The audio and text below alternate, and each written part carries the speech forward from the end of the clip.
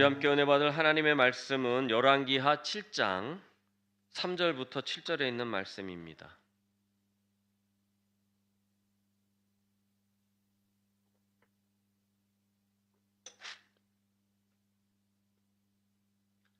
열왕기하 7장 3절에서 7절에 있는 말씀 우리 합독하도록 하겠습니다. 성문 어귀에 나병 자 4사람이 있더니 그 친구에게 서로 말하되 우리가 어찌하여 여기 앉아서 죽기를 기다리랴. 만일 우리가 성읍으로 가자고 말한다면 성읍에는 굶주림이 있으니 우리가 거기서 죽을 것이요 만일 우리가 여기 머무르면 역시 우리가 죽을 것이라. 그런즉 우리가 가서 아람 군대에게 항복하자. 그들이 우리를 살려두면 살 것이요 우리를 죽이면 죽을 것이라 하고 아람 진으로 가려 하여 해질 무렵에 일어나 아람 진영 끝에 이르러서 본즉 그곳에 한 사람도 없으니 이는 주께서 아람 군대로 병거 소리와 말소리와 큰 군대의 소리를 듣게 하셨으므로 아람 사람이 서로 말하기를 이스라엘 왕이 우리를 치려하여 햇사람의 왕들과 애굽 왕들에게 값을 주고 그들을 우리에게 오게 하였다 하고 해질 무렵에 일어나서 도망하되 그 장막과 말과 나귀를 버리고 진영을 그대로 두고 목숨을 위하여 도망하였음이라. 아멘. 사랑하는 성도 여러분, 오늘 우리는 열왕기하에 있는 말씀, 7장에 있는 말씀을 통해서 우리를 향한 하나님의 놀라운 섭리와 계획을 함께 나누고자 합니다. 특별히 나만의 이야기를 통해서 우리가 실패를 대비하는 신앙을 배웠죠. 오늘 7장에서도 나만의 병처럼 문둥병, 그러니까 한생병자 4명이 등장을 합니다. 그래서 이 4명의 행동을 통해서 하나님께서 위대한 일을 이루셨죠. 그래서 우리가 어떤 마음과 자세로 여름 사역을 감당해야 될지 오늘 이 4명의 모습을 통해서 우리가 한번 배워보도록 하겠습니다. 쓰임받는다, 우리가 쓰임받는다라는 말 가끔 쓰잖아요. 귀 쓰임 받아야 돼, 잘 쓰임 받아야 돼, 복되게 쓰임 받아야 돼, 귀 쓰임을 받을 거야, 뭐 이런 이야기를 나누기도 합니다. 그런데 여기에 오해하는 것들이 있는데 하나님께 쓰임 받는 사람은 능력이 있는 자, 뭐 준비된 자, 뭐 흠이 없는 자, 뭐 이런 식으로 우리가 이야기를 합니다. 그러나 성경은 끊임없이 우리의 생각과 판단을 뛰어넘는 그런 방법들을 제시해 주시죠. 하나님은 본문에 등장하는 4명의 한센병자들처럼 사회에서 가장 낮은 자들, 소외된 자들, 돌려진 자들을 통해서 주의 일을 이루셨습니다. 그들의 삶은 절망뿐만이 아니라 좌절뿐이었고 그 절망 속에서 희망을 발견하고 전진하는 믿음으로 하나님을 경험하게 됩니다. 그래서 올여름 우리가 비록 부족하고 연약할지라도 우리를 사용하시려는 하나님의 은혜를 붙잡고 담대히 나갈 수 있기를 축원을 드립니다. 그러면 쓰임받기 위해서는 어떻게 돼야 되느냐? 쓰임받기 위해서는 우리가 쓰는 사람의 선택을 받아야 된다라는 것입니다. 쓸 사람의 선택을 받아야 돼요. 우리가 회사를 갈 때 뭐를 내죠? 이력서를 내잖아요. 그러면 이력서를 보고 당신은 오세요. 한번 와보세요. 면접을 봅시다. 인터뷰를 합시다 합니다. 그러면 가서 우리가 뭐를 합니까? 면접 준비를 잘 하잖아요. 이 회사는 이런 종류의 회사이기 때문에 좀 예상되는 그런 질문이나 아니면은 인터넷에 올라온 그런 댓글들을 살펴보면서 이쪽은 이런 스타일의 질문을 할 것 같다. 예상 질문서를 쭉 뽑아가지고 거기에 대해서 준비를 해가잖아요. 그래놓고 또 엉뚱한 질문을 하면 정말 내가 준비한 거에서 다른 것 나왔네. 그러면서 막 낙심하기도 하고 하는데 어쨌든 간에 쓰임을 받기 위해서는 쓰는 사람의 선택을 받아야 된다라는 것입니다. 우리도 하나님 앞에 쓰임을 받기 위해서 뭐를 해야 돼요? 하나님께 선택받아야 될 줄 믿습니다. 레위기 13장 45절에서 46절을 한번 띄워보시겠습니다. 다 같이 읽어볼까요? 시작. 나병 자는 옷을 찢고 머리를 풀며 윗입술을 가리키고 외치기를 부정하다 부정하다 할 것이요 병 있는 날 동안은 늘 부정할 것이라. 그가 부정한즉 혼자 살되 진영 밖에서 살찌니라. 나병 환자들은 어떠한 사람들이냐면요, 부정한 사람들이었어요. 그래서 자기가 지나다닐 때는 부정하다 부정하다 하고 외치고 다녔어야 됐어요. 그래서 사람들이 그 이야기를 듣고 어떻게 했냐면 피해 가든지, 저만치 무리의 사람들이 있으면 내가 여기 있다, 나병 환자가 여기 있습니다, 부정한 사람이 여기 있습니다 하고 외쳐서 알려야만 했다라는 것입니다. 그래서 그들의 삶은 늘 부정했었고, 그 다음에 늘 사회 안에 들어가지 못하는 아웃사이더였다라는 것입니다. 사회에서 격리되어야 하는 그런 존재들이었다라는 것이죠. 그래서 지금 방금 읽은 레위기 13장 말씀처럼 그들은 부정하고 더럽다고 여겨져서 철저히 사회에서 분리되고 그렇게 격리됐다라는 것입니다. 그래서 그들은 성 밖에도 성 안에도 그렇다고 사회의 변두리에도 있을 수 없는 그러한 사람들이었다라는 것입니다. 그런데 하나님께서는 바로 이들을 어떻게 하셨어요? 선택하셨다라는 것이죠. 그럼 하나님께서는 왜 이들을 선택하셨느냐? 왜 이들을 선택하셨느냐? 하나님의 영광을 드러내기 위해서다라는 것입니다. 고린도전서 1장 27절 우리 다 같이 한번 읽어보도록 하겠습니다. 시작. 그러나 하나님께서 세상에 미련한 것들을 택하사 지혜 있는 자들을 부끄럽게 하시려고 세상에 약한 것을 택하사 강한 것들을 부끄럽게 하려 하셨다라고 말씀합니다. 하나님께서 왜 약한 자를 쓰시고 연약한 자를 붙드시고 소외된 자를 그렇게 들어서 쓰시느냐? 잘난 자들을 부끄럽게 하시고 잘 나가는 자들을 부끄럽게 하시고 부자들을 부끄럽게 하시기 위해서다라는 것입니다. 그래서 우리는 종종 주님께 쓰임받기 위해서 스스로를 완벽하게 만들려고 노력을 해요.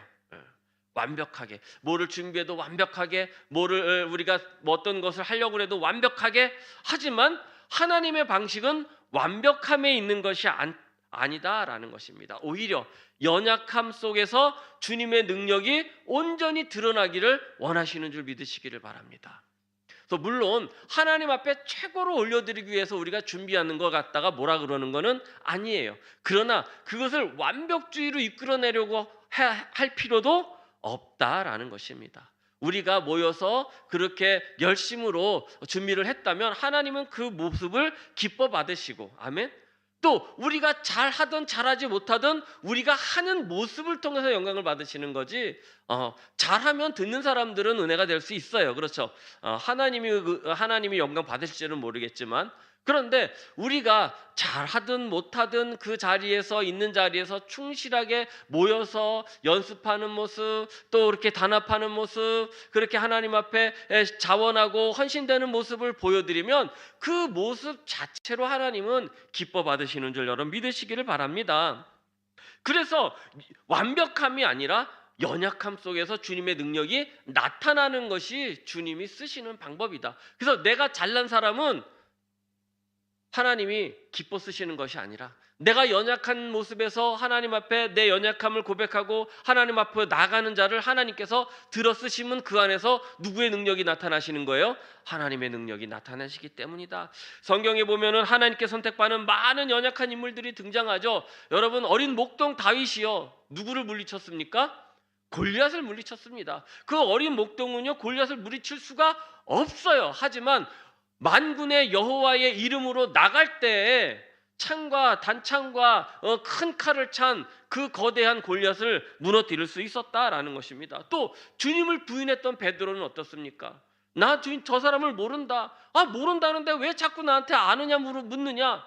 그러면서 세 번째는 뭐라 그래요? 심히 저주하며 주님을 부인했다 그랬습니다. 그런데 주님은 그 베드로, 자신을 부인했던 그 베드로를 들어서 뭐를 쓰셨냐면 교회의 반석으로 쓰셨다라는 것입니다.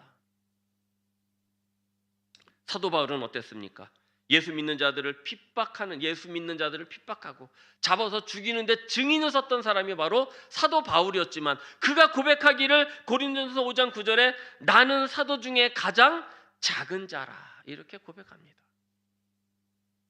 여러분, 하나님은 완벽한 자를 쓰시는 것이 아니라 연약하지만 주님을 의지하는 자를 쓰시는 줄 믿으시기를 바랍니다. 그렇다면 우리 스스로 물어봐야 돼요. 나는 과연 하나님의 선택을 기대를 하고 있는가? 아니면 나의 능력으로 그에게 나가려고 하는가? 아니면 나는 주님 앞에 연약한 모습을 드러내며 그분을 의지하고 있는가? 그 능력을 의지하고 있는가? 이 시간 한번 생각해 보시기를 바랍니다. 우리가 하나님의 부르심에 온전히 순종할 때 그분은 우리의 연약함을 넘어서 당신의 그 위대한 계획을 나를 통해서, 여러분들을 통해서 이루실 줄을 믿으시기를 바랍니다. 그래서 나의 연약함을 주님 앞에 올려드리고 나의 자신을 내려놓을 때 주님은 우리를 선택해 주시는 겁니다. 자, 그러면 어떻게 되냐? 하나님께서 우리를 선택해 주시면 절망이나 패배는 우리를 무너뜨리지 못하게 되는 줄 믿습니다. 절망은요, 우리 영혼을 갉아먹는 아주 무서운 해충입니다. 요즘 막 벌레들이 왜 이렇게 많은지 몰라요. 막 들어오지 말래도 들어와요. 난 너 초청한 적이 없는데. 요즘 이렇게 둘이 붙어 다니는 벌레 있잖아요. 까만 거. 너무 암수서로 정다운데 그 벌레들이 해충은 아니래요. 해충은 아닌데 그래도 자꾸 가서 둘러붙고 막 그러니까 귀찮고 징그럽기도 하고 그렇지 않습니까? 절망은요, 우리 영혼을 갉아먹는 그런 해충이다라는 것입니다. 오늘 본문의 한센병자들의 상황은 가히 절망적이었어요. 성 안에 극심한 굶주림이 있었다 그랬습니다. 이 당시는 어떤 일이 있었냐면 굶어서 어떻게 할 수가 없어가지고 옆집 사람들끼리 이렇게 모여가지고 오늘은 니네 아이를 잡아먹고 내일은 우리 집 아이를 잡아먹자, 이렇게 해가지고 아이들을 잡아먹던 그런 시절이었어요. 그러니 한센병자들에게까지 돌아갈 음식이 없었다라는 것입니다. 그리고 성 안에 들어가지도 못하는 상황이었고, 그렇다고 가만히 있자니 가만히 있어도 굶어 죽는 것이고, 이래 주구나 저래 주구나 어디로 가자? 아람 진영으로나 한번 가보자. 그래서 그들이 우리를 불쌍히 여겨서 살려주거나 먹을 걸 주면 사는 것이고, 니들도 이스라엘 사람들이냐? 와서 죽어라고 칼질을 하면 우리는 죽는 것이지. 이래 죽네 저래 죽나 이왕 죽을까 한번 가보자. 이렇게 했다라는 것이죠.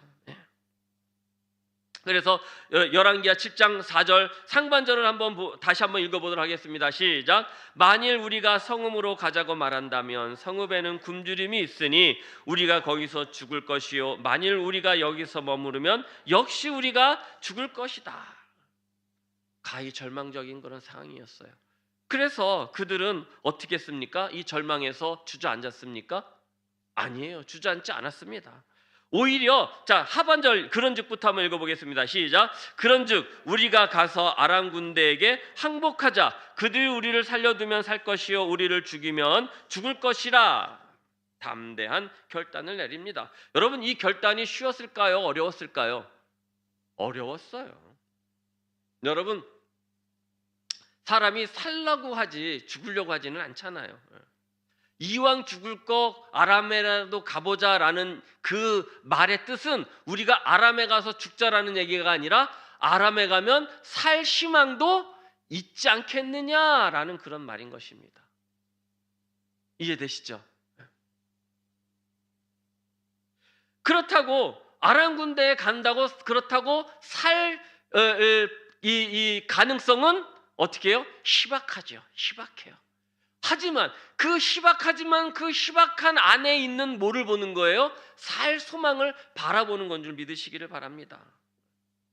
이것이 바로 절망을 거부하는 믿음의 태도입니다. 그래서 하나님께 선택받은 자들은 절망이나 실패가 그들을 붙잡지 못한다라는 것입니다. 우리에게도 절망의 순간들이 찾아올 때가 있습니다. 우리의 노력에도 불구하고요, 상황이 나아지지 않거나 예상치 못한 어려움에 직면할 때는 우리는 쉽게 낙심하고 포기할 수밖에 없습니다. 그러나 하나님은 우리가 절망 가운데서도 뭐를 하시기를 원하세요? 소망을 품기를 원하신다라는 것입니다. 그 정말 희박한 삶의 그 가능성조차 놓지 않기를 바라신다라는 것입니다. 빌립보서 4장 13절 이렇게 말씀하십니다. 내게 능력 주시는 자 안에서 내가 모든 것을 할 수 있다라는 것입니다.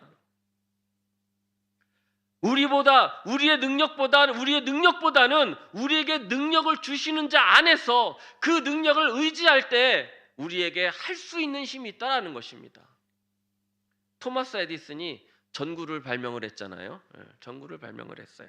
1000번을 실패하고 전구를 발명했다 그러잖아요. 사람들이 물어봤어요. 아니, 왜 그렇게 실패만 하느냐? 그렇게 실패만 할 걸 왜 자꾸 하느냐?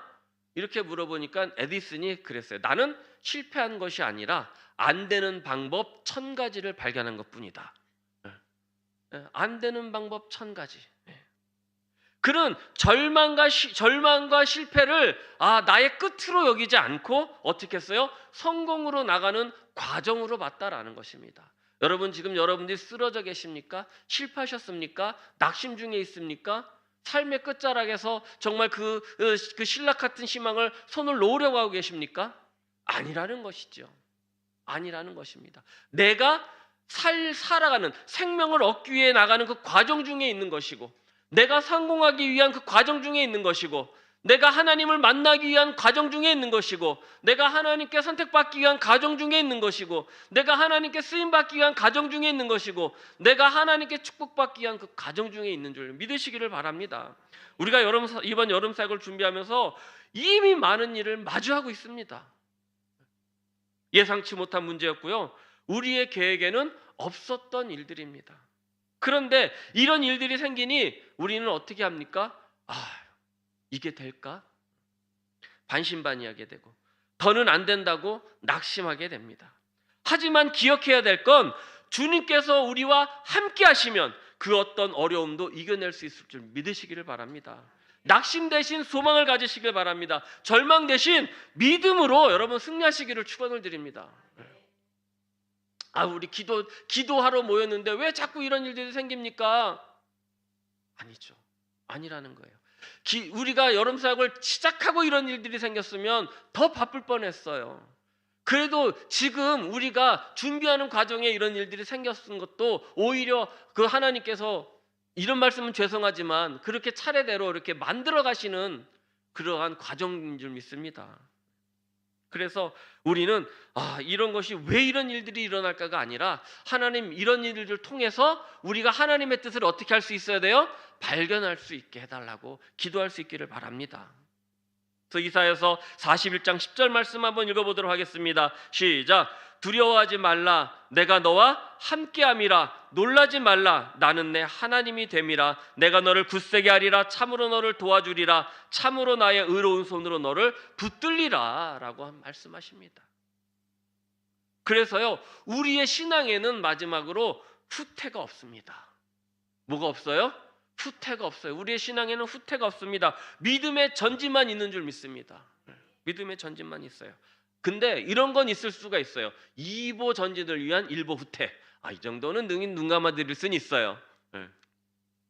이 왕하 7장 6절을 한번 읽어보도록 하겠습니다. 시작. 이는 주께서 아람 군대로 병거 소리와 말소리와 큰 군대의 소리를 듣게 하셨으므로 아람 사람이 서로 말하기를, 이스라엘 왕이 우리를 치려하여 헷 사람의 왕들과 애굽 왕들에게 값을 주고 그들을 우리에게 오게 하셨다 하고. 여러분, 우리 신앙에는요, 후퇴란 없는 줄 믿습니다. 오직 믿음의 전진만 있어야 할 줄 믿습니다. 오늘 한센병자들은 죽음을 각오하고 아람 진영으로 나갔습니다. 그들의 발걸음은요, 현실 도피를 위한 죽음을 선택한 게 아니었어요. 아까도 말씀드렸잖아요. 우리가 나가서 아람 진영으로 한번 가나보자. 아람 진영으로 우리가 한번 가나보자라는 것이죠. 그래서 그들이 죽이면 죽고 살려주면 좋은 것 아니냐라는 것이죠. 이것이 현실 도피하는 것도 아니고 죽으러 가는 것도 아니라는 것입니다. 무엇입니까? 아까도 말씀드렸듯이 정말 희박한 그 가능성 중에 살 소망을 찾았다라고 그랬습니다. 그러니까 그들은 죽음을 택한 게 아니라 살기 위한 마지막 몸부림이었고요. 그렇잖아요. 살기 위한 마지막 몸부림이었고요. 후퇴를 불사한, 죽음을 불사한 배수의 진이었다라는 것입니다. 배수의 진이 무엇입니까? 더 이상 물러설 것이 없도록 이렇게 절벽이나 강을 등지고 싸우는 걸 갖다가 배수의 진을 쳤다라고 하는 거예요. 이제 우리의 삶은 더 이상 물러설 것이 없는 줄 믿습니다. 오직 전진만 있는 줄 믿습니다. 제가 한 2번 이 간증을 드린 적이 있어요. 제가 삶 속에서 살면서 정말 인생의 그 바닥을 경험한 적이 있다 그랬습니다.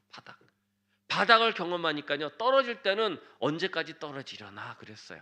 언제까지 내가 이렇게 살아야 되나? 언제까지 내가 이렇게 힘들어야 되나? 하나님 왜 나만 이렇게 힘들까요? 그랬어요. 근데 바닥을 찍고 나니까는요, 그때부터는 올라갈 일만 생기더라고요. 올라갈 일만 생겨요. 바닥을 찍고 나니까 그때 희망이 보이더라고요.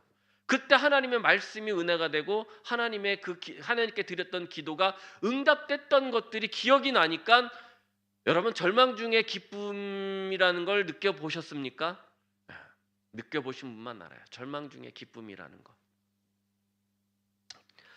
어쨌든 간에 여러분들도 후퇴를 불사한 그 배수의 진을 치시고 전진하시기를 바랍니다.